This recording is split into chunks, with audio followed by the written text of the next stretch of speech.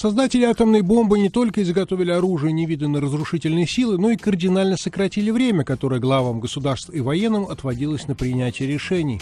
Баллистические ракеты и реактивные бомбардировщики могли за считанные минуты нанести ядерный удар. Кубинский кризис 1962 года показал, что этот сценарий реален, и более того, возможно случайное начало ядерного апокалипсиса. В октябре 1962 года на пике кубинского кризиса советские истребители над Беринговым морем перехватили американский самолет-разведчик, и его приняли за стратегический бомбардировщик с ядерным оружием на борту. К счастью, столкновение, которое могло привести к катастрофическим последствиям, удалось избежать. В июне 1962 года на переговорах в Женеве американские и советские представители договорились создать горячую линию для оперативной связи между Белым домом и Кремлем, для того, чтобы быстро реагировать на подобные опасности. До этого момента схема связи была следующей. Дипломаты одной стороны извещали посольство другой, в посольстве готовили шифровку для своего руководства. Процесс передачи информации занимал от нескольких, в лучшем случае, часов до нескольких суток. Технологии связи тогда были развиты совсем не так, как сегодня. О телефонных переговорах глав государств речи быть не могло. Шел 1963 год, первый разговор состоялся лишь в 1991. А в 1963 были проложены две линии для подстраховки. Телеграфная связала Вашингтон и Москву через Лондон, Копенгаген и Хельсинки, а радиотелеграфная через Танжер.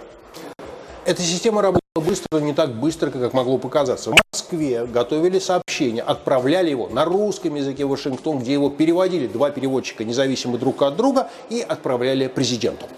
30 августа 1967 года горячая линия заработала. Стороны обменялись текстовыми сообщениями. Из США в Москву отправилась фраза «The quick brown fox jumped over the lazy dog's back». Быстрая бурая лиса перепрыгнула через спину ленивой собаки. В ней содержались все буквы английского алфавита. Впоследствии американцы регулярно пересылали в СССР куски произведений Марка Твена, а советские операторы горячей линии отвечали отрывками рассказов Чехова.